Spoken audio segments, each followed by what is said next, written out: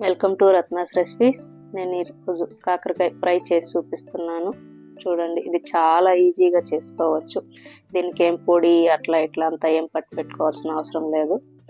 ముందుగా కాకరకాయలు కట్ చేసి సన్నగా కట్ చేసి పెట్టుకున్నాను. అట్లా కట్ చేసుకోవాలన్నమాట.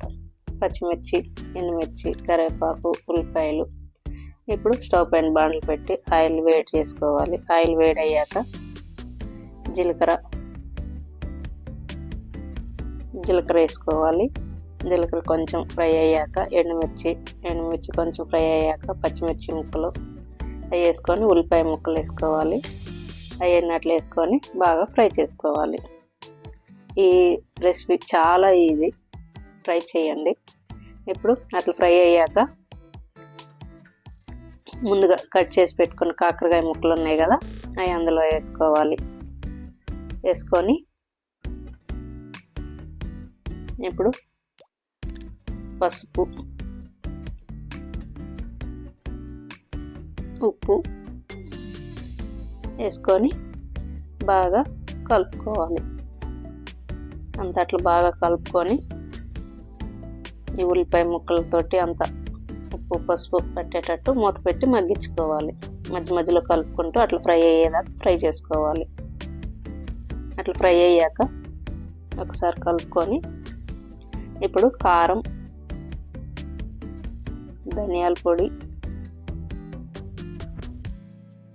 వేసుకొని కొంచెం జీలకర్ర పొడి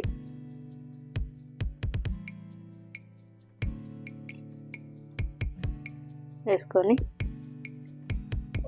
ఇప్పుడు కొంచెం గరం మసాలా, కసూరి మేతి వేసుకొని బాగా ఫ్రై చేసుకోవాలి. అంత అట్లా కలుపుకోవాలన్నమాట.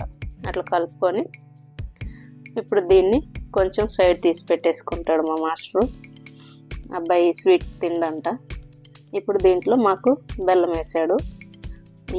ఈ రెసిపీ ఆ అబ్బాయి రెసిపీ, నాకు రాదు ఈ రెసిపీ. నేను నేర్చుకుంటానంటే చేసి చూపించాడు సింపుల్గా. బెల్లం వేసి బాగా కలుపుకోవాలి. అట్లా ఆ బెల్లం ముక్కలు, ఆ మసాలా, ఉప్పు, కారం అంతా పట్టినాక అబ్బాయికి తీసిన కూర అనమాట అది. ఇప్పుడు వేడి అన్నంలోకి సర్వ్ చేసుకొని తింటే చాలా బాగుంటుంది. ట్రై చేయండి. చాలా సింపుల్. ఉప్పు, పసుపు, కారం అవి కొంచెం బెల్లం వద్దు అనుకుంటే ఒట్టిగా చాలా ఈజీగా చేసుకోవచ్చు. ట్రై చేసి ఎలా వచ్చిందో కామెంట్లో చెప్పండి. లైక్ చేయండి, షేర్ చేయండి, సబ్స్క్రైబ్ చేసుకోండి. Thank you. బాయ్.